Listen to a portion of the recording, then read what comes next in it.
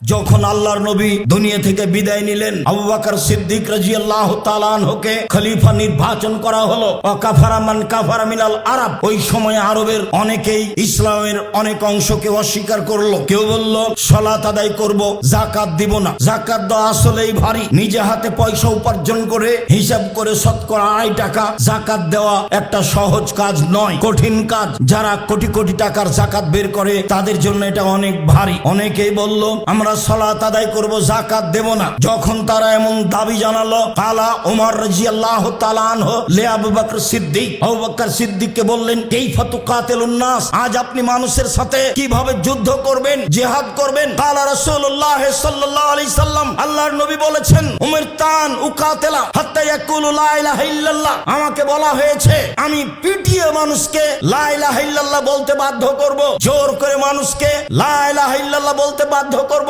ফামান ক্বালা লা ইলাহা ইল্লাল্লাহ, যে ব্যক্তি বলবে লা ইলাহা ইল্লাল্লাহ, ফাকাদ আসামা মিন্নি দিমাউহু ওয়া আমওয়ালহু, সে তার সম্পদকে, সে তার অর্থকে নিরাপদ করে নিয়েছে।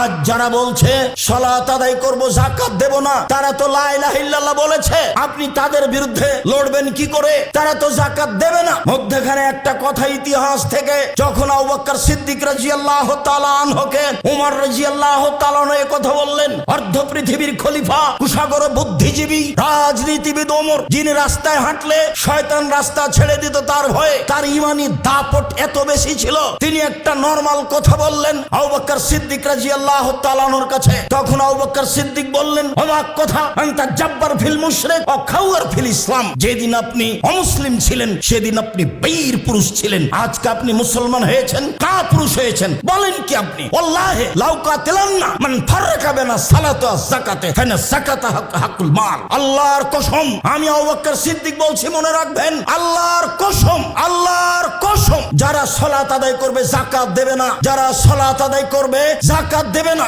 আমি তাদের বিরুদ্ধে যুদ্ধ চালিয়ে যাব, মারবো না হয় মরবো। মনে রাখুন, যাকাত তো বহু দূরের কথা। ওয়ালাউ আল্লাহে ওয়ালাউ মানাউনি আনাকান কানু ইয়াদুনা ইলা রাসূলিল্লাহ সাল্লাল্লাহু আলাইহি সাল্লাম লা কাতালতুহুম আলা মানিহা। রাসূলের যুগে গরু যাকাত দিতে এসে গরুও দিয়েছে, রশিও দিয়েছে, ধান দিয়েছে, বস্তাও দিয়েছে।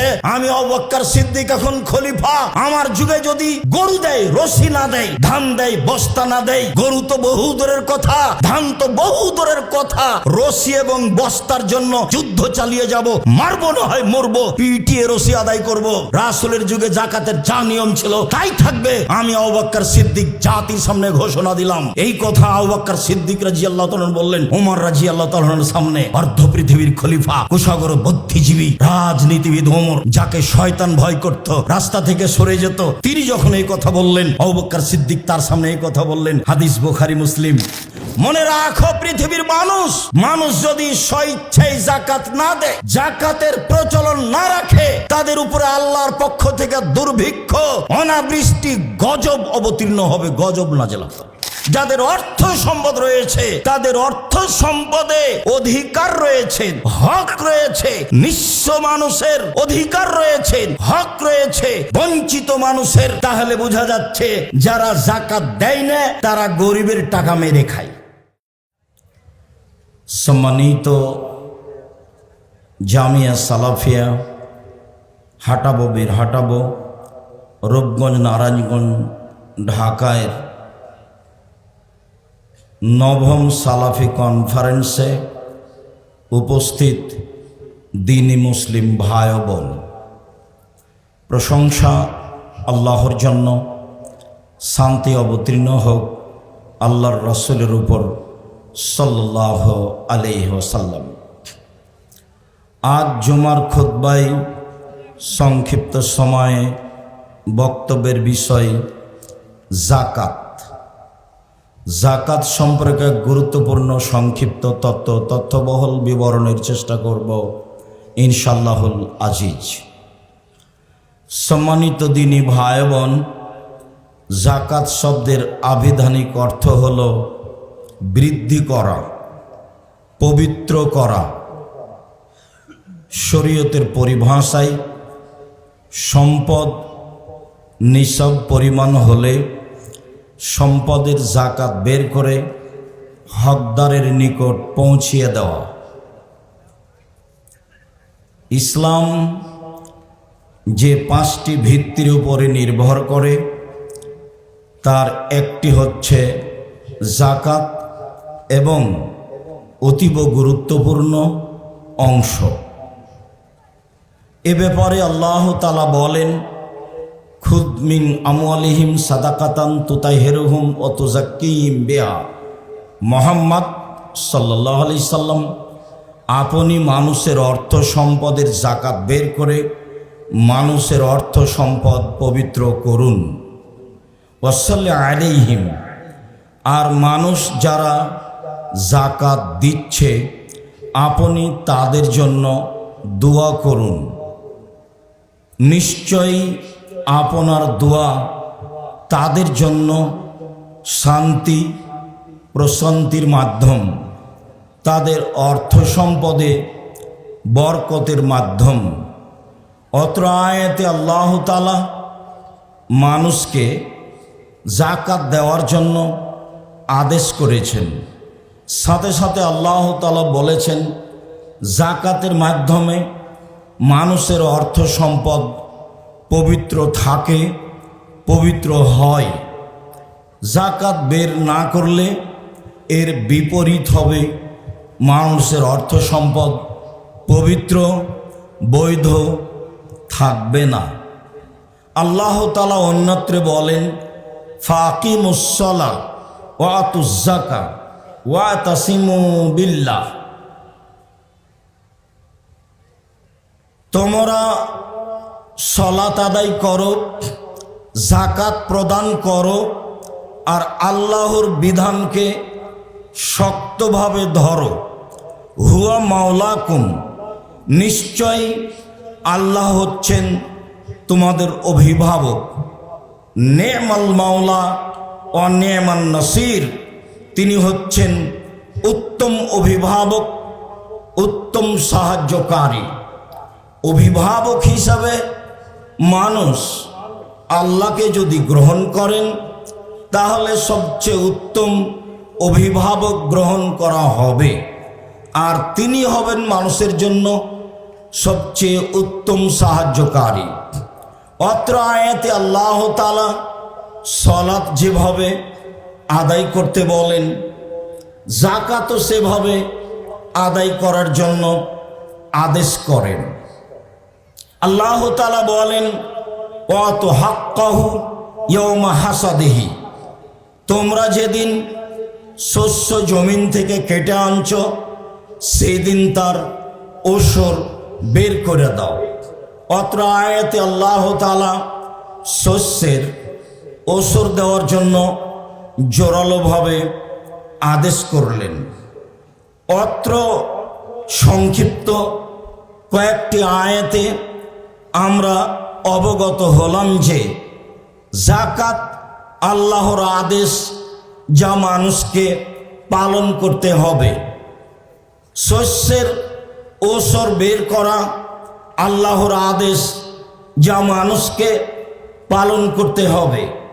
এ ব্যাপারে আব্দুল্লাহ ইবনে ওমর রাদিয়াল্লাহু তাআলা আনহু বলেন, রাসূল সাল্লাল্লাহু আলাইহি ওয়াসাল্লাম বলেছেন, বুনিয়াল ইসলাম আলা খামস, পৃথিবীর মানুষ শুনে রেখো, ইসলামের ভিত্তি হচ্ছে 5টি।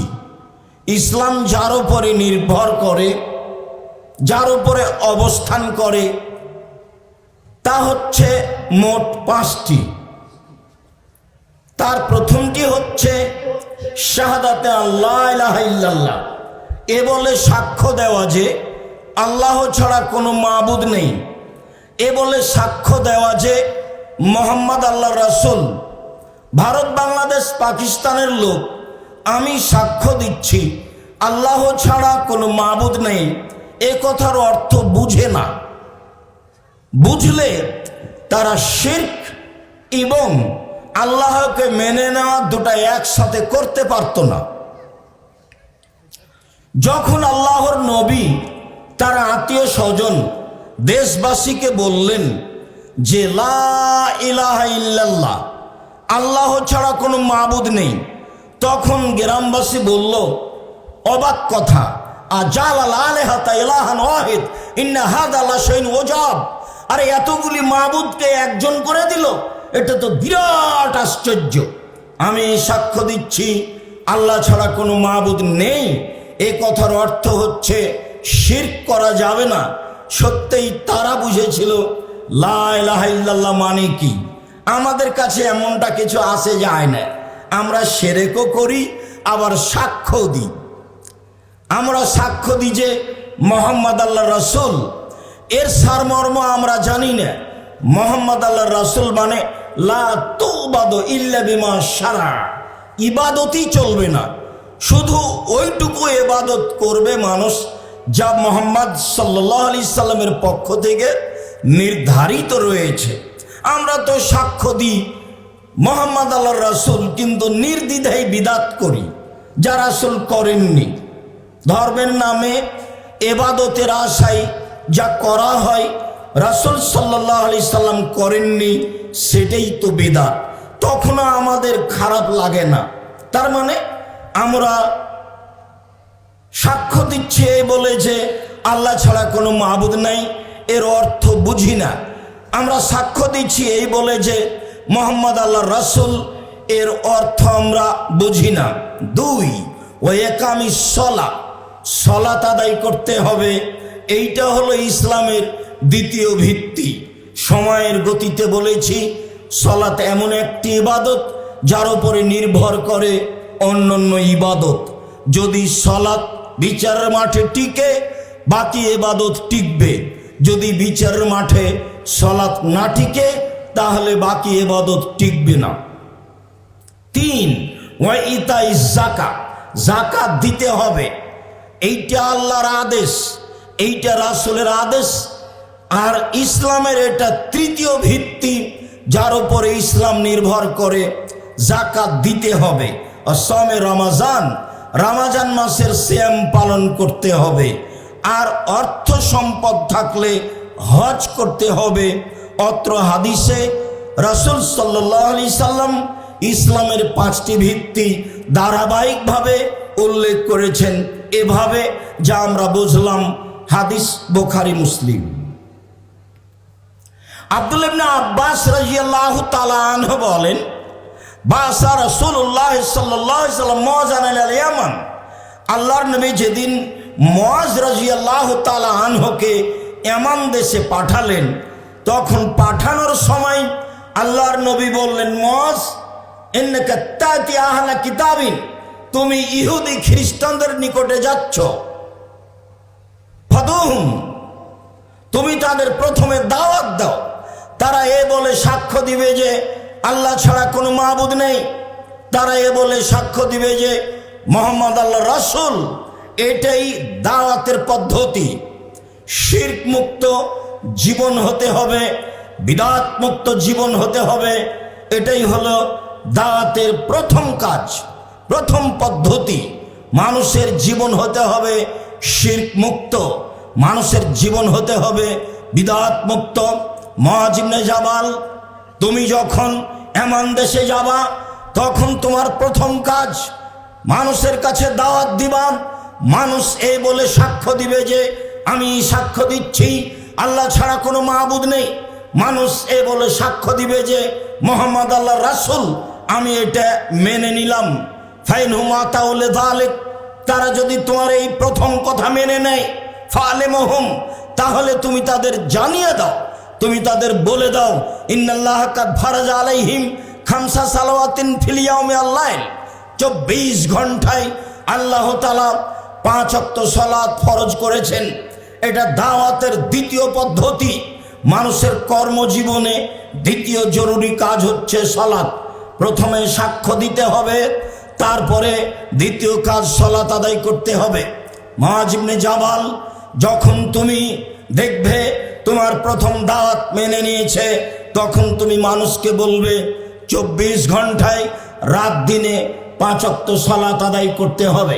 ফাইনহুম আতাউ লিযালিক, তারা যদি তোমার এই কথা মেনে নেয়, তাহলে বলে দাও, ইন্নাল্লাহ কাদ ফারাজা আলাইহিম সাদাকা তুখাযু মিন আগনিহিম ওয়া তুরাদ্দু আলা ফুকরাইহিম, তোমাদের প্রতি যাকাত ফরজ করা হয়েছে।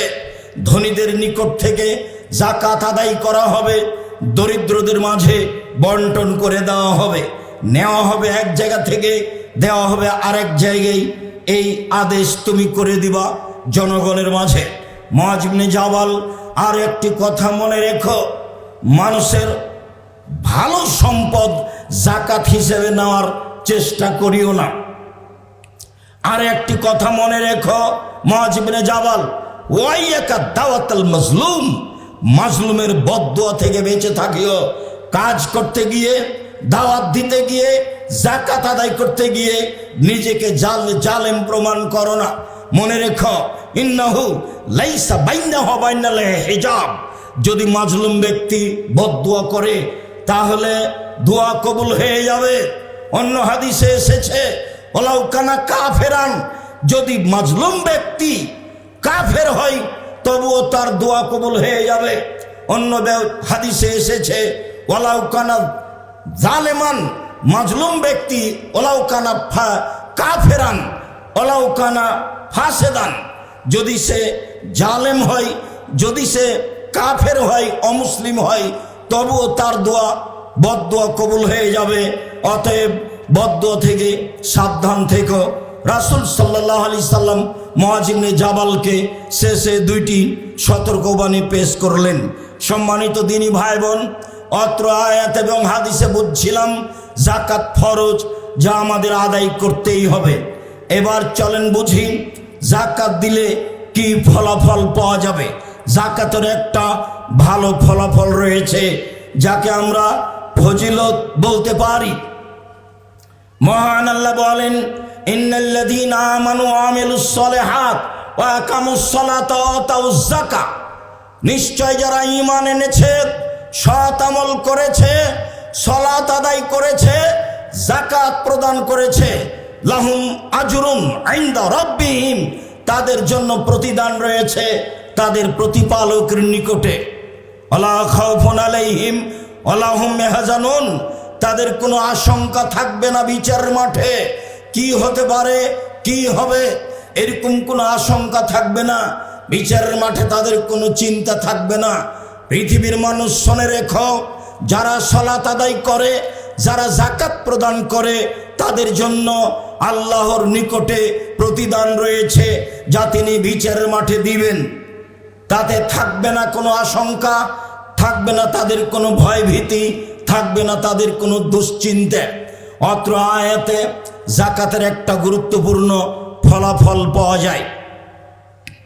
আল্লাহ তাআলা অন্যত্রে বলেন, ওয়াল্লাযীনা হুম লিযাকাতি ফাইলুন, পৃথিবীতে যারা যাকাত আদায় করে তাদের জন্য আল্লাহ তাআলা বলেন, আল্লাযীনা ইয়ারসুনাল ফিরদাউসা ওয়া হুম ফিহা খালিদুন, যারা যাকাত আদায় করে তারা জান্নাতুল ফেরদাউস পাবে।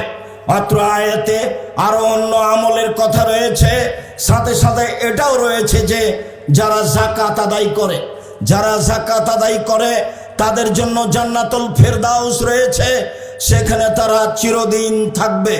অত্র আয়াতে যাকাতের একটা ফলাফল পাওয়া যায়, নেকি, ফজিলত। আল্লাহ তাআলা অন্য জায়গাতে বলেন, ওয়াল মুকিমিনাস সালাহ ওয়াল মুতুনাজ যাকাত ওয়াল ইউমিনুনা ওয়াল মুমিনুনা বিল্লাহি ওয়াল ইয়াউমিল আখির, যারা সালাত আদায় করে, যারা যাকাত প্রদান করে, যারা আল্লাহকে বিশ্বাস করে, যারা পরকালকে বিশ্বাস করে, উলায়েকা, তারা এমন মানুষ, নুতিহিম আজরান আযীমা, আমি তাদের প্রতিদান দিব, আমি তাদের প্রতিদান দিব, অবশ্যই আমি তাদের প্রতিদান দিব, তারা যে সব প্রতিদানের হকদার।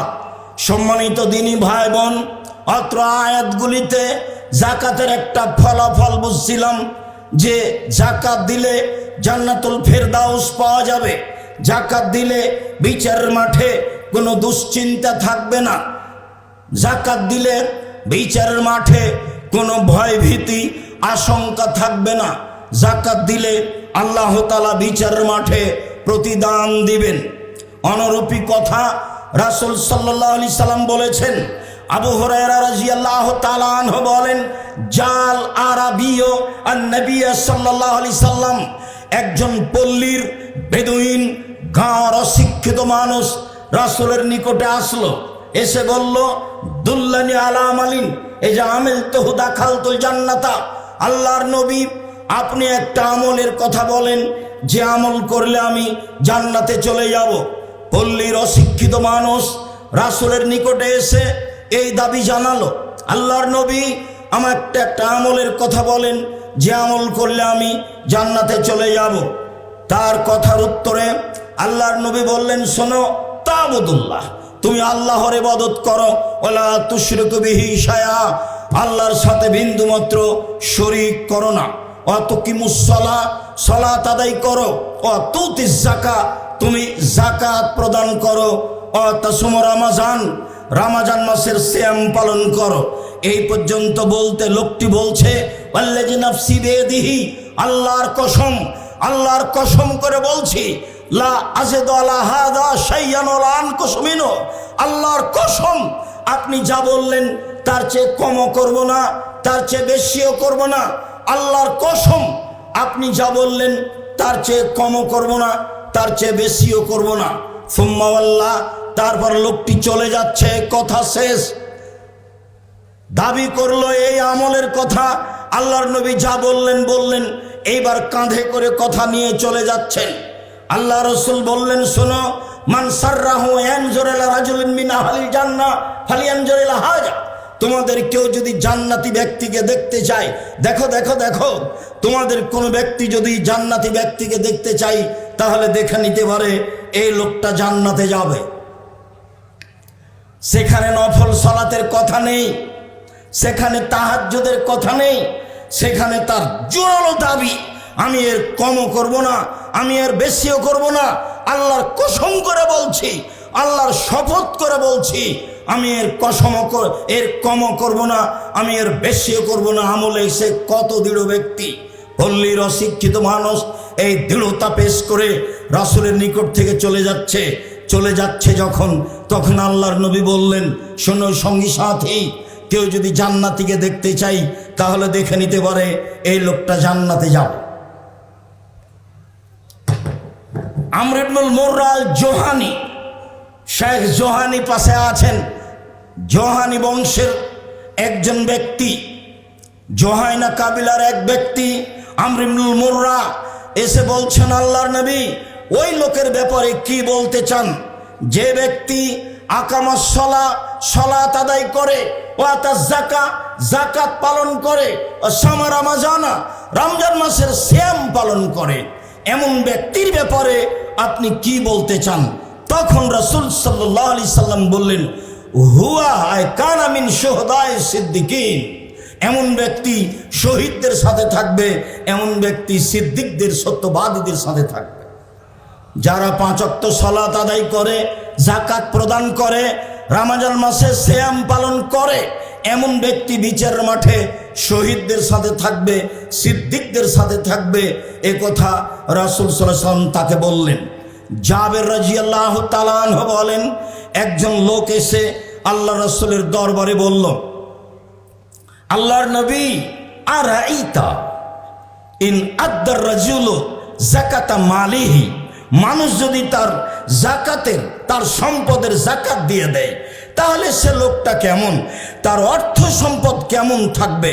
তখন আল্লাহর নবী বললেন, শোনো, ইন আদ্দার রাজুলু যাকাতা মালিহি আযহাবাল্লাহু আনহু শাররাহু, তাহলে যে অর্থ সম্পদের মধ্যে যে ক্ষতি রয়েছে, বিপদ রয়েছে, আল্লাহ সেইগুলিকে দূর করে দিবেন। যারা ব্যবসা বাণিজ্য করে তারা যদি হিসাব নিকাশ করে সুন্দর করে যাকাত দেয় তাহলে তাদের ব্যবসা মায়ের খাবে না, তাদের অর্থ সম্পদ নিয়ে জাহাজ পানিতে ডুবে যাবে না, তাদের একবারে ক্ষতিগ্রস্ত হয়ে যাওয়ার পর্যন্ত কোনো বিপদ চাপবে না। মনে রাখবেন সম্মানিত দিনী ভাই বোন যারা আমার সামনে আছেন, অনলাইনের মাধ্যমে পৃথিবীর বিভিন্ন প্রান্ত থেকে অবগত হচ্ছেন, সবাইকে বলতে চাচ্ছি, শুনে রাখুন, ব্যবসা বাণিজ্যে, অর্থ সম্পদে নির্ধারিত হিসাবে যাকাত প্রদান করলে আপনার অর্থ সম্পদে কোনো প্রকার ক্ষতি আসবে না, ব্যবসা মায়ের খাবে না, কোথাও আপনি ব্যবসা বাণিজ্য নিয়ে ক্ষতিগ্রস্ত হবেন না। এ কথা মুহাম্মদ সাল্লাল্লাহু আলাইহি সাল্লাম বলেন।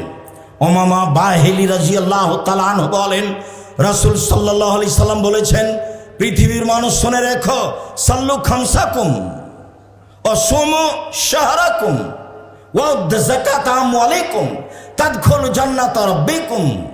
পৃথিবীর মানুষ, তোমরা 5 ওয়াক্ত সালাত আদায় করো, যাকাত প্রদান করো, রমজান মাসে সিয়াম পালন করো। পৃথিবীর মানুষ, তোমরা 5 ওয়াক্ত সালাত আদায় করো, যাকাত প্রদান করো, রমজান মাসে সিয়াম পালন করো, নিরাপদে জান্নাতে চলে যেতে পারবা। সম্মানিত দিনী ভাই বোন, আমরা অবগত হচ্ছিলাম যাকাতের ফলাফল। আল্লাহ তুমি আমাদের বুঝে আমল করার তৌফিক দান করো। আল্লাহুম্মা সাল্লি আলাইহি আল্লাহুম্মা বারিক আলাইহি। আলহামদুলিল্লাহ ওয়াহদা ওয়াসসালাতু ওয়াসসালামু আলা মান লা নাবিয়্যা বাদা। সম্মানিত দিনী ভাই বোন, আমরা অবগত হচ্ছিলাম যাকাত দিতেই হবে। আমরা অবগত হচ্ছিলাম যাকাতের ফলাফল দিলে কি লাভ হবে, কি লাভ রয়েছে, এইটা সংক্ষিপ্তভাবে অবগত হচ্ছিলাম। আমরা এখন বুঝি, যদি যাকাত আমরা স্বেচ্ছায় না দিই তাহলে কি হতে পারে। স্বেচ্ছায় যদি না দিই তাহলে সরকারি নিয়ম থাকলে সরকারের পক্ষ থেকে লোক এসে পিটিয়ে হাতে রশি দিয়ে খুঁটিতে বেঁধে হিসাব নিকেশ করে যাকাত নিয়ে যেতে পারে, সেটা জায়েজ। অবাক কথা, আমি যাকাত না দিলে সরকারি ইসলামী আইন থাকলে সরকারি লোক এসে আমার হাতে রশি দিয়ে পিটিয়ে হিসাব নিকাশ করে যাকাত নিয়ে চলে যেতে পারে। প্রমাণ আব্দুর রাজ্জাক সাহেব, কথা তো অনেক ভারী মনে হলো, দলিল পেশ করেন। জি, আবু হুরায়রা রাদিয়াল্লাহু তাআলা আনহু বলেন, রাসূল সাল্লাল্লাহু আলাইহি সাল্লাম বলেছেন, লাম্মা তুফিয়া রাসূলুল্লাহ সাল্লাল্লাহু আলাইহি সাল্লাম ওয়া উস্তুখলিফা আবু বকরিন বাদাহু। যখন আল্লাহর নবী দুনিয়া থেকে বিদায় নিলেন, আবু বকর সিদ্দিক রাদিয়াল্লাহু তাআলা আনহুকে খলিফা নির্বাচন করা হলো। ওয়া কাফারা মান কাফারা মিনাল আরব। ওই সময়ে আরবের অনেকেই ইসলামের অনেক অংশকে অস্বীকার করলো। কেউ বলল সালাত আদায় করব, যাকাত দিব না। যাকাত দেওয়া আসলেই ভারী। নিজে হাতে পয়সা উপার্জন করে হিসাব করে শতকরা 2.5 টাকা যাকাত দেওয়া একটা সহজ কাজ নয়, কঠিন কাজ। যারা কোটি কোটি টাকার যাকাত বের করে তাদের জন্য এটা অনেক ভারী। অনেকেই বলল আমরা সালাত আদায় করব, যাকাত দেব না। যখন তারা এমন দাবি জানালো, কালা ওমর রাদিয়াল্লাহু তাআলা আনহু লে আবু বকর সিদ্দিক, আবু বকর সিদ্দিককে বললেন, কাইফা তুকাতিলুন নাস, আজ আপনি মানুষের সাথে কিভাবে যুদ্ধ করবেন, জিহাদ করবেন। কালা রাসূলুল্লাহ সাল্লাল্লাহু আলাইহি সাল্লাম, আল্লাহর নবী বলেছেন, উমিরতান উকাতিলা হাত্তা ইয়াকুলু লা ইলাহা ইল্লাল্লাহ। আমাকে বলা হয়েছে আমি পিটিয়ে মানুষকে লা ইলাহা ইল্লাল্লাহ বলতে বাধ্য করব, জোর করে মানুষকে লা ইলাহা ইল্লাল্লাহ বলতে বাধ্য করব। ফামান ক্বালা লা ইলাহা ইল্লাল্লাহ, যে ব্যক্তি বলবে লা ইলাহা ইল্লাল্লাহ, ফাকাদ আসামা মিন্নি দিমাউহু ওয়া আমওয়ালহু, সে তার সম্পদকে, সে তার অর্থকে নিরাপদ করে নিয়েছে। আজ যারা বলছে সালাত আদায় করব, যাকাত দেব না, তারা তো লা ইলাহা ইল্লাল্লাহ বলেছে। আপনি তাদের বিরুদ্ধে লড়বেন কি করে? তারা তো যাকাত দেবে না। মধ্যখানে একটা কথা ইতিহাস থেকে, যখন আবু বকর সিদ্দিক রাদিয়াল্লাহু তাআলা আনহুকে উমর রাদিয়াল্লাহু তাআলা আনহু কথা বললেন, অর্ধ পৃথিবীর খলিফা, কুশাগর বুদ্ধিজীবী, রাজনীতিবিদ ওমর, যিনি রাস্তায় হাঁটলে শয়তান রাস্তা ছেড়ে দিত তার ভয়ে, তার ইমানি দাপট এত বেশি ছিল, তিনি একটা নরমাল কথা বললেন আবু বকর সিদ্দিক রাদিয়াল্লাহু তাআলা আনহুর কাছে। তখন আবু বকর সিদ্দিক বললেন, অবাক কথা, আনতা জাব্বার ফিল মুশরিক ও খাওয়ার ফিল ইসলাম। যেদিন আপনি অমুসলিম ছিলেন সেদিন আপনি বীর পুরুষ ছিলেন, আজকে আপনি মুসলমান হয়েছেন, কাপুরুষ হয়েছেন। বলেন কি আপনি? ওয়াল্লাহি লাউ কাতিলান্না মান ফাররাকা বাইনা সালাতি ওয়াজ যাকাতে ফাইনা যাকাতা হাকুল মাল। আল্লাহর কসম, আমি আবু বকর সিদ্দিক বলছি, মনে রাখবেন, আল্লাহর কসম, আল্লাহর কসম, যারা সালাত আদায় করবে যাকাত দেবে না, যারা সালাত আদায় করবে যাকাত দেবে না, আমি তাদের বিরুদ্ধে যুদ্ধ চালিয়ে যাব, মারবো না হয় মরবো। মনে রাখুন, যাকাত তো বহু দূরের কথা। ওলাউ আল্লাহে ওলাউ মানাউনি আনাকান কানু ইয়াদুনা ইলা রাসূলিল্লাহ সাল্লাল্লাহু আলাইহি সাল্লাম লা কাতালতুহুম আলা মানিহা। রাসূলের যুগে গরু যাকাত দিতে এসে গরু দিয়েছে, রশি দেয়নি। রাসূলের যুগে ধান ওসর দিতে এসে ধান দিয়েছে, বস্তাও দিয়েছে। রাসূলের যুগে গরুও দিয়েছে, রশিও দিয়েছে, ধান দিয়েছে, বস্তাও দিয়েছে। আমি আবু বকর সিদ্দিক এখন খলিফা, আমার যুগে যদি গরু দেয়, রশি না দেয়, ধান দেয়, বস্তা না দেয়, গরু তো বহু দূরের কথা, ধান তো বহু দূরের কথা, রশি এবং বস্তার জন্য যুদ্ধ চালিয়ে যাব, মারবো না হয় মরবো, পিটিয়ে রশি আদায় করব। রাসূলের যুগে যাকাতের যা নিয়ম ছিল তাই থাকবে। আমি আবু বকর সিদ্দিক জাতির সামনে ঘোষণা দিলাম। এই কথা আবু বকর সিদ্দিক রাদিয়াল্লাহু তাআলা বললেন ওমর রাদিয়াল্লাহু তাআলার সামনে। অর্ধ পৃথিবীর খলিফা, কুশাগর বুদ্ধিজীবী, রাজনীতিবিদ ওমর, যাকে শয়তান ভয় করত, রাস্তা থেকে সরে যেত, তিনি যখন এই কথা বললেন, আবু বকর সিদ্দিক তার সামনে এই কথা বললেন। হাদিস বুখারী মুসলিম। বিচার করেন তো দেখি ইমানি জোশ কার কত বেশি। এবার আপনি ফয়সালা করেন পিটিয়ে যাকাত নেওয়া হবে কিনা। কোনো পথ নেই, তাকে যাকাত দিতেই হবে। সম্মানিত দিনী ভাই বোন, বুঝলাম স্বেচ্ছায় যাকাত দিতে হবে, বুঝলাম স্বেচ্ছায় যাকাত দিলাম না, পিটিয়ে যাকাত নেওয়া হবে। স্বেচ্ছায়ও দিলাম না, পিটিয়ে নেওয়া হলো না, তাহলে কি হবে? আবু হুরায়রা রাদিয়াল্লাহু তাআলা আনহু বলেন, রাসূল সাল্লাল্লাহু আলাইহি সাল্লাম বলেছেন, মা মানা কওমুনা যাকাতা ইল্লা ইবতালাহুমুল্লাহু তাআলা বিসসিনিন। মনে রাখো পৃথিবীর মানুষ যদি স্বেচ্ছায় যাকাত না দেয়, যাকাতের প্রচলন না রাখে, তাদের উপরে আল্লাহর পক্ষ থেকে দুর্ভিক্ষ, অনাবৃষ্টি, গজব অবতীর্ণ হবে, গজব নাযিল হবে। সময়ে সময়ে আমাদের উপরে বিপদ আসছে, ভূমিকম্প আসছে, সমস্যা নেমে আসছে, অনাবৃষ্টি আসছে। এই কারণেই যে মানুষ তার অর্থ সম্পদের যাকাত বের করে না। আবু হুরায়রা রাদিয়াল্লাহু তাআলা আনহু বলেন, রাসূল সাল্লাল্লাহু আলাইহি সাল্লাম বলেছেন, মা মানা কওমুনা যাকাতা ইল্লা হাবাসা আনহুমাল কাতারা। কেউ যদি যাকাত না দেয়, তাদের উপরে বৃষ্টি বন্ধ হয়ে যাবে, মানে দুর্ভিক্ষ নেমে আসবে, মানে সমস্যা নেমে আসবে। সর্ব ধরনের সমস্যা জাতির সামনে আসবে যখন মানুষ ওসর যাকাত দেবে না। ওয়াইয়াকুল মাসিয়াতা ফাইন্না বিল মাসিয়াতি হাল্লা সাকাতুল্লাহ। আল্লাহর নবী বলেন, পৃথিবীর মানুষ শুনে রেখো, তোমরা অন্যায় করা থেকে বেঁচে থাকো, পাপ করা থেকে বেঁচে থাকো।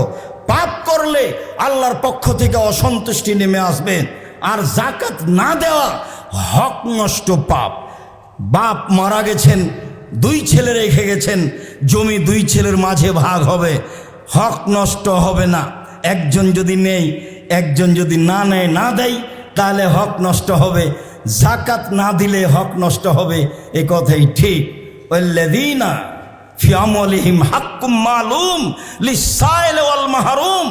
যাদের অর্থ সম্পদ রয়েছে, তাদের অর্থ সম্পদে অধিকার রয়েছে, হক রয়েছে। নিঃস্ব মানুষের অধিকার রয়েছে, হক রয়েছে, বঞ্চিত মানুষের। তাহলে বোঝা যাচ্ছে যারা যাকাত দেয় না তারা গরিবের টাকা মেরে খায়, যারা যাকাত দেয় না তারা নিঃস্ব মানুষের অর্থ সম্পদ মেরে খায়। এর নাম হক নষ্ট। সম্মানিত দিনী ভাই বোন, বলছিলাম হক নষ্ট মহাপাপ আমরা আগে থেকেই জানি। এই পর্যন্ত তো অবগত হলাম যাকাত না দিলে মানুষের হক নষ্ট হয়। যাকাত না দিলে মানুষের হক মেরে খায়, অসহায় নিঃস্ব মানুষের হক মেরে খায়। এখন আমরা বুঝি স্বেচ্ছায়ও যাকাত দিলাম না, পিটিয়ে কেউ যাকাত নিল না, তারপরেও গজব, বিপদ, সমস্যা মনেও করলাম না, যাকাতও দিলাম না, তাহলে কি হবে? তো চলেন তাহলে দেখি তাহলে কি হয়। আল্লাহ তাআলা বলেন, আল্লাযীনা ইয়াকনিজুনা আয-যাহাবা ওয়াল ফিদ্দা ওয়া লা ইউনফিকুনাহা ফী সাবিলিল্লাহ ফাবাশশিরহুম বিআযাবিন আলীম। যারা অর্থ সম্পদের স্বর্ণ চাঁদির যাকাত দেয় না, স্বর্ণ চাঁদি অর্থ সম্পদ সঞ্চিত করে রাখে, অর্থ সম্পদ সঞ্চয় করে রাখে, যাকাত দেয় না, ফাবাশশিরহুম বিআযাবিন আলীম। মুহাম্মদ সাল্লাল্লাহু আলাইহি সাল্লাম আপনি তাদের এই সংবাদ দিয়ে দেন, তাদের জন্য রয়েছে কষ্টদায়ক শাস্তি। সম্মানিত দিনী ভাই বোন, গান বাজনা, বাদ্যযন্ত্র, খেলতামাশা যা দেখতে ভালো লাগে, যা শুনতে ভালো লাগে, যা দেখে চক্ষু ঠান্ডা হয়, যা দেখে কলিজা ঠান্ডা হয়, গান বাজনা খেলতামাশা দেখতে ভালো লাগে, ল্যাংটা মেয়ে নাচলে চোখে ভালো লাগে, চক্ষু ঠান্ডা হয়, কলিজা ঠান্ডা হয়, যার কারণে আল্লাহ তাআলা সেই শাস্তির ব্যাপারে বলেছেন আযাবুম মুহিন, অপমানজনক শাস্তি। আল্লাহ কোন জায়গাতে বলেন আযাবুম মুহিন, অপমানজনক শাস্তি, কোন জায়গাতে বলেন আযাবুন আলিম, কষ্টদায়ক শাস্তি, কোন জায়গাতে বলেন আযাবুন শাদীদ, কঠিন শাস্তি। তো গান বাজনা খেলতামাশা বাদ্যযন্ত্রের ব্যাপারে বলেছেন অপমানজনক শাস্তি। লোকটা অপরাধ করেছে, 10 লাঠি লাগালাম, এইটা একটা শাস্তি। লোকটা অপরাধ করেছে, বললাম থুথু ফেলে জিহ্বা দিয়ে চেটে নাও, সে জনগণের সামনে মাটিতে থুথু ফেলে জিহ্বা দিয়ে চেটে নিল, এটা একটা শাস্তি। তাহলে আগেরটা ছিল কষ্টদায়ক কঠিন, আর এটা হলো অপমানজনক। অপমানজনক শাস্তির কথা কোরআন মাজিদে উল্লেখ রয়েছে, যা খেলতামাশা বাদ্যযন্ত্রের ব্যাপারে রয়েছে, যা সময়ে বলেছি। সম্মানিত দিনী ভাই বোন, একটু ওখানে বলে আবার ফিরে আসিন। রাসূল সাল্লাল্লাহু আলাইহি সাল্লাম বলেন, লা ইয়াকুনান্না ফি হাযিহিল উম্মাহ খাসফুন ও মাসখুন ও কাসফুন। পৃথিবীর মানুষ শুনে রেখো, আমার উম্মতের উপরে হবে ভূমিকম্প। আমার উম্মত সকালে থাকবে মানুষ, সন্ধ্যায় হবে সোর শুকুর বানর। আমার উম্মতের উপরে বিপদ নেমে আসবে।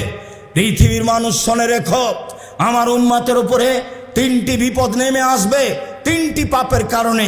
আমার উম্মতের উপরে 3টি বিপদ নেমে আসবে, 3টি পাপের কারণে। 1, খাসফুন, ভূমিকম্প হবে।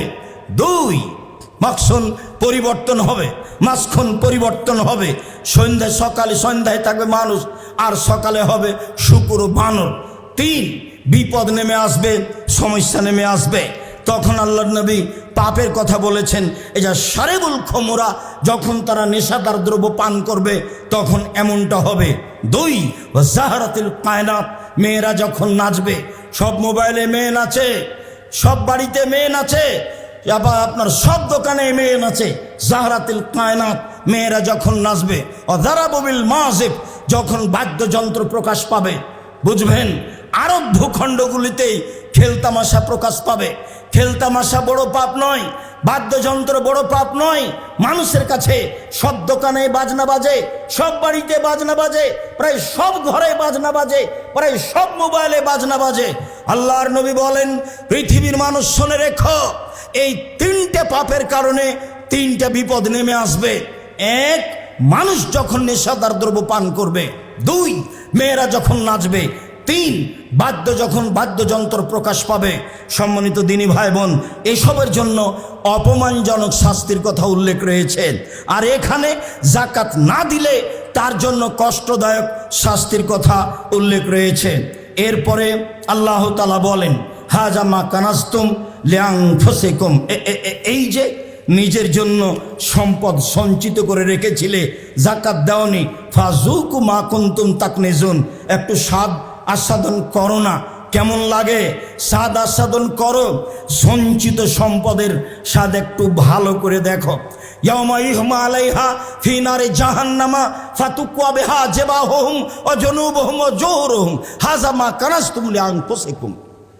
সেদিন তার এই অর্থ সম্পদ স্বর্ণ চাঁদিকে জাহান্নামের আগুনে গরম করে উত্তপ্ত করে তার কপালে, তার পিঠে, তার পার্শ্বদেশে দাগ দেওয়া হবে, ছেঁক দেওয়া হবে, আর বলা হবে এই নে দেখো না সঞ্চিত সম্পদের স্বাদ কেমন লাগে, একটু বুঝো না একটু কেমন লাগে সঞ্চিত সম্পদের স্বাদ। সঞ্চিত সম্পদ কাকে বলে? যেই সম্পদের জাকাত বের করা হয় না সেটাই হচ্ছে সঞ্চিত সম্পদ। এছাড়া বৈধ সম্পদ। সম্মানিত দিনী ভাই বোন, আল্লাহ তাআলা অত্র আয়াতে জাকাত না দিলে ফলাফলের কথা এইভাবে বলেছেন। আবু হুরায়রা রাদিয়াল্লাহু তাআলা আনহু বলেন, রাসূল সাল্লাল্লাহু আলাইহি সাল্লাম বলেছেন, মানাতাহুল্লাহু মালান ফালাম ইউদ্দি যাকাতাহু মুসলালাহু মালু ইয়াউমাল কিয়ামা সোজা আকরা ইতাওয়াকুহু আল্লাহু যাবিবাতান ওয়া ইয়াহজমু লাহজাতান ইয়ানে সিদকায়ে ওয়া ইয়াকুলুনা মালকানা কানজুক। যাকে আল্লাহ তাআলা অর্থ সম্পদ দিয়েছেন সে যদি তার অর্থ সম্পদের জাকাত বের না করে তাহলে বিচারের মাঠে এই অর্থ সম্পদকে বিষাক্ত সাপে পরিণত করা হবে। অর্থ সম্পদকেই বিষাক্ত সাপের আকৃতি দেওয়া হবে। আপনার টাকাটাই একটা বিষাক্ত সাপ হয়ে যাবে, আপনার অর্থ সম্পদই বিষাক্ত সাপ হয়ে যাবে। এত বিষ বেশি থাকবে, আকরা টাক হবে মাথা, মাথায় তার লোম বা এরকম কিছু থাকবে না, দেখে মনে হবে মাথা চকচক করছে, টাক পড়ার মতো এ অবস্থায় থাকবে। এই সাপকে তার গলায় জড়িয়ে দেওয়া হবে। এই সাপ তার গলায় জড়ানো অবস্থায় তার মুখের দুই দিকে ছবল মারবে। এই সাপের মুখও হবে দুইটি, তার মুখের দুই দিকে ছবল মারবে আর বলবে আনা মানজক আনা কানজক ও আনা মালক, আমি হচ্ছে তোমার সঞ্চিত সম্পদ, আমি হচ্ছে তোমার সঞ্চিত সম্পদ। যেই সম্পদের জাকাত দেওয়া হয়নি, ওসর দেওয়া হয়নি, সেই সম্পদই আমি। সম্মানিত দিনী ভাই বোন, বিষয়টি আমরা ভালোভাবে বুঝতে পারছি। আবু যার গেফারি রাদিয়াল্লাহু তাআলা আনহু বলেন, রাসূল সাল্লাল্লাহু আলাইহি সাল্লাম বলেছেন, মা মিন রাজুলিন ইয়াকুনু লাহু ইয়াবলুন আও বাকারুন আও গানাম লা ইউদ্দি হাক্কাহা। কারো উট রয়েছে, কারো গরু রয়েছে, কারো ছাগল রয়েছে, সে যদি তার জাকাত না দেয় তাহলে উতিয়া বিহা ইয়াউমাল কিয়ামা আদামু মা তাকুনু ওয়াসলামাহু। বিচার মাঠে এই উট দুনিয়াতে যা ছিল তার চেয়ে বিশাল আকৃতিতে আসবে। এই গরু গাভী দুনিয়াতে যা ছিল তার চেয়ে বেশি বিশাল আকৃতিতে আসবে। এই ছাগল তার চেয়ে বেশি বিশাল আকৃতিতে আসবে। তাতাহুবে আকফাফিহা ও তানতাহুবে করুনিহা। এইগুলি তার শিং দিয়ে মানুষকে গুতাতে থাকবে। এই পশুগুলি তার পায়ের খুর দিয়ে মানুষকে ডলতে থাকবে, থেতলাতে থাকবে। আল্লাহ রাসূল বলছেন, কুল্লামা জাদাত ওখরাহা রুদ্দাত আলাইহি উলাহা। যখন আগের গরু ছাগলগুলি তাকে পা দিয়ে ডলে চলে যাবে, পরে যারা যাচ্ছে আগেরগুলিকে আবার নিয়ে আসা হবে, আবার তাদেরকে ডলতেই থাকবে। হাত্তা ইউজা বাইনান নাস, যতদিন পর্যন্ত মানুষের মাঝে বিচার শেষ না হচ্ছে। এইখানে একটা কথা, পূর্বের কথাটা টেনে নিয়ে আসি। জালেমদের বিচার পরে হবে। আল্লাহ তাআলা বলেছেন জালেমদের বিচার পরে হবে। রাসূল সাল্লাল্লাহু আলাইহি ওয়াসাল্লাম বলেছেন যারা জাকাত দেয় না, ওসর বের করে না, তারা জালেম, তাদের বিচার পরে হবে। এই যে চলতে থাকবে তার শাস্তি, তার অর্থ সম্পদকে লাঠি তৈরি করে জাহান্নামে গরম করে তার কপালে, তার পার্শ্বদেশে, তার পিঠে ছেঁক দেওয়া হবে, দাগ দেওয়া হবে। তার অর্থ সম্পদকে বিষাক্ত সাপ তৈরি করে তার গলায় জড়িয়ে দেওয়া হবে, তার মুখের দুই দিকে ছোবল মারতে থাকবেন। তার এই উট ছাগল গরু পশু প্রাণীকে আবার এর চেয়ে মোটা তাজা করে বিচারের মাঠে নিয়ে আসা হবে। সেগুলি শিং দিয়ে গুতাতে থাকবে এবং পা দিয়ে ডলতে থাকবে যতদিন পর্যন্ত বিচার না হচ্ছে। একদিন যদি দেরি হয় 50,000 বছর, 3 দিন যদি দেরি হয় 1.5 লক্ষ বছর। আপনার বিচার কতদিন পরে হবে আল্লাহই ভালো জানেন। সম্মানিত দিনী ভাই বোন, খুব সতর্ক সাবধান থাকবেন জাকাতের ব্যাপারে। রাসূল সাল্লাল্লাহু আলাইহি সাল্লাম বলেন, এখনো কানজ আহাদিকুম ইয়ামাল কিয়ামা সোজাকরা, তোমাদের সঞ্চিত সম্পদ বিচারের মাঠে বিষাক্ত সাপ হবে। এফিরু সাহেবু ওহ ইয়াতলুবুহু, যে জাকাতের মালিক সেই সাপ দেখে দৌড়াতে থাকবে, সাপ তার পিছে ধাওয়া করতে থাকবে, মালিক আগে আগে দৌড়াবে, তার সম্পদ সাপের আকৃতিতে তাকে পিছে থেকে ধাওয়া করে ধরার জন্য যাবে। মনে রাখবেন, মানুষের শেষ কথা কি জানেন? শেষটাও হাত দিয়ে নিজেকে বাঁচাতে চায়। গাড়ি বাস যদি আপনার গায়ে আঘাত লাগে তাহলে আপনি তাৎক্ষণিক হাতখান বাড়িয়ে দিবেন নিজেকে বাঁচার জন্য, অথচ তা সম্ভব নয়।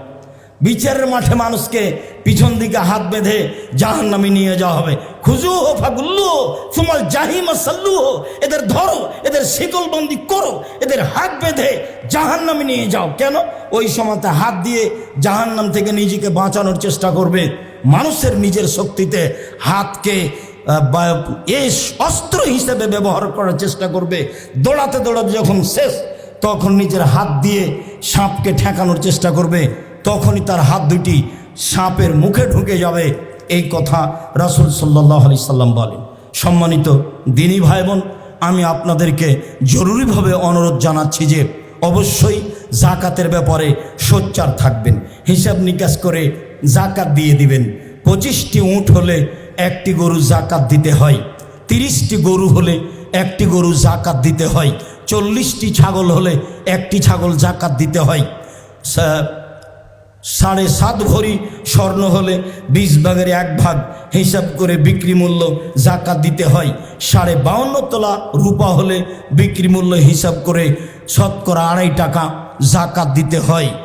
আর 18 মণ 30 কেজি শস্য হলে 20 ভাগের 1 ভাগ শস্য ওসর দিতে হয়। 18 মণ 30 কেজি শস্য হলে 20 ভাগের 1 ভাগ শস্য ওসর দিতে হয়।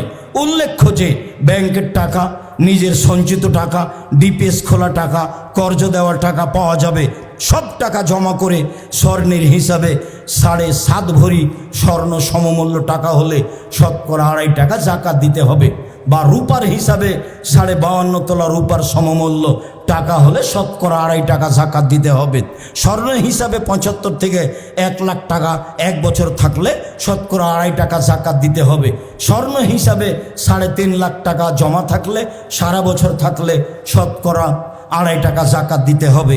মর্মে সকল দিনী ভাই বোনকে জাকাত বের করার জন্য আন্তরিকভাবে অনুরোধ জানাচ্ছি। আরও অনুরোধ জানাচ্ছি যে অবশ্যই জুমার সালাতের পরে স্ব স্থানে বসে থাকবেন। আপনাদের প্রাণের প্রতিষ্ঠান জামিয়া সালাফিয়া, আপনাদের অন্তরের প্রতিষ্ঠান জামিয়া সালাফিয়া, যে জামিয়া সালাফিয়া কোনো বিত্তশালী দিয়ে চলে না, যে জামিয়া সালাফিয়া কোনো বৈদেশিক সহযোগী দিয়ে চলে না, যে জামিয়া সালাফিয়া কোনো সরকারি অনুদান দিয়ে চলে না। আপনারাই নিজেরাই যার যতটুকু সম্ভব সহজ হয় দান করে থাকেন আল্লাহকে সন্তুষ্ট করার জন্য। সালামের পরে ছেলেরা আপনাদের কাছে যাবে, মন ভরে যার যতটুকু সহজ সম্ভব তারা দান করবেন। অবশ্যই কেউ খালি হাতে ফিরবেন না। আল্লাহ নবী বলেছেন, লিয়াদুল উলিয়া খায়রুম মিনাদিস সুফলা, দেওয়া হাত ভালো নেওয়া হাতের চেয়ে। মর্মে সালাতের পরে দাঁড়িয়ে না গিয়ে ছেলেরা আপনাদের কাছে যাবে, আপনারা ভালো অবস্থায় থাকবেন। দান করার পরে শান্ত শিষ্ট পরিবেশে আবারও আপনাদের সামনে 2-1টি কথা বলবো ইনশাআল্লাহ। 2-1টি কথা বলার পরে আমি আমার বাকি কথা বলার চেষ্টা করব। সম্মানিত দিনী ভাই বোন, আজকের মতো আমরা এই পর্যন্ত জুমার আলোচনা করে আপনাদেরকে পরবর্তী আলোচনায় উপস্থিত থাকার জন্য অনুরোধ জানাচ্ছি। ধর্মমন্ত্রী রাস্তায় চলে এসেছেন কাছাকাছি, আর পাকিস্তানি মেহমান মনে হয় স্টেজে আপনারা আজ করছেন। সম্মানিত দিনী ভাই বোন, আমিও চাই আল্লাহ তুমি সালাফি কনফারেন্সকে কবুল করো। দেশ বিদেশের আলেম ওলামার মাধ্যমে আমাদের কাছে দিন পৌঁছে তুমি ভালোভাবে আমল করার তৌফিক দান করো। জামিয়া সালাফের উপরে ভালোবাসা দাও, জামিয়া সালাফেকে কবুল করো, যাতে করে এটা কিয়ামত পর্যন্ত বহাল থাকে, যা দিয়ে আল্লাহ তোমাকে চিনবে, তোমাকে জানবে, তোমাকে মানবে। সম্মানিত দিনী ভাই বোন, আমি আপনাদেরকে জামিয়া সালাফের প্রতি ভালোবাসার জোরালোভাবে আগ্রহ অনুরোধ জানিয়ে আমি আমার আলোচনা এখানেই শেষ করতে যাচ্ছি। সম্মানিত দিনী ভাই বোন, বাকি কথা জুমার পরে হবে। যদিও আমাদের ধর্ম উপদেষ্টা রাস্তায় কাছাকাছি, কিন্তু আমরা আলোচনার এক পর্যায়ে চলে এসেছি। কাজে আপাতত এখানে শেষ করি, পরবর্তীতে আমরা আবারও কথা বলবো ইনশাআল্লাহ। আল্লাহ আমাদের যারা মারা গেছে তুমি তাদের কবরের শাস্তি মাফ করো। আমরা যারা অসুস্থ তুমি তাদের আরোগ্য দান করো। আমরা যারা বেঁচে আছি তুমি তাদেরকে তোমার রাসূলের পদ্ধতি অনুযায়ী চলার তৌফিক দান করো। আল্লাহ যারা মারা গেছে তুমি তাদের কবরকে প্রশস্ত করো, তুমি তাদের কবরকে আলোকিত করো, তারা যেন কবরে নিরাপদে থাকে। এই প্রতিষ্ঠানের সাথে যত মানুষ জড়িত ছিল চলে গেছে, তুমি তাদের মাফ করো। বিশেষভাবে ডাক্তার আব্দুল সুবহান চলে গেছেন, তুমি তার কবরের শাস্তি মাফ করো, তুমি তার কবরকে প্রশস্ত করো, তুমি তার কবরকে আলোকিত করো। বিশেষভাবে গুলজার মাস্টার এলাকার সুপরিচিত মানুষ, জামিয়া সালাফের খুব প্রাণের হিতাকাঙ্ক্ষী ছিলেন। আল্লাহ তুমি তার কবরের শাস্তি মাফ করো, তুমি তার কবরকে প্রশস্ত করো, তুমি তার কবরকে আলোকিত করো। বিশেষভাবে আব্দুল অদুদ, আব্দুল মওদুদ, ওদু আর মধু, তারা দুই ভাই, তারাই এই মসজিদের জন্য, যে মসজিদ পাশে দেখছেন বিশাল আকৃতিতে মসজিদ তৈরি হতে যাচ্ছে, এই মসজিদে তারাই প্রথমে জমি বিক্রি করেছে। আমি দানের কথা বলি না, বিক্রি না করলে তো আপনি করতে পারতেন না, এটাকে আমি অনেক বড় মনে করি, যার কারণে বলি তারা চলে গেছে। আল্লাহ তুমি তাদের কবরের শাস্তি মাফ করো, তুমি তার কবরকে প্রশস্ত করো, তুমি তাদের কবরকে আলোকিত করো। সাথে সাথে এতটা অঞ্চলের লোকজন, হাটাবো বীরহাটাবের লোকজন, যারা যেভাবে এই প্রতিষ্ঠানে সময় দিয়েছে, শ্রম দিয়েছে, কবরে চলে গেছে, তুমি তাদের কবরের শাস্তি মাফ করো, তুমি তাদেরকে তাদের কবর আলোকিত করো, তুমি তাদের কবর প্রশস্ত করো। যার সাথে আমরা আছি, যারা আছি, তুমি তাদের পথঘাট সহজ করে দাও। আল্লাহ তোমার দরবারে এই জোরালো দাবি দাওয়া দোয়া রেখে আজকের জুমার খুতবা এখানেই শেষ করলাম। আল্লাহুম্মা সাল্লি আলাইহি, আল্লাহুম্মা বারিক আলাইহি। আসসালামু আলাইকুম।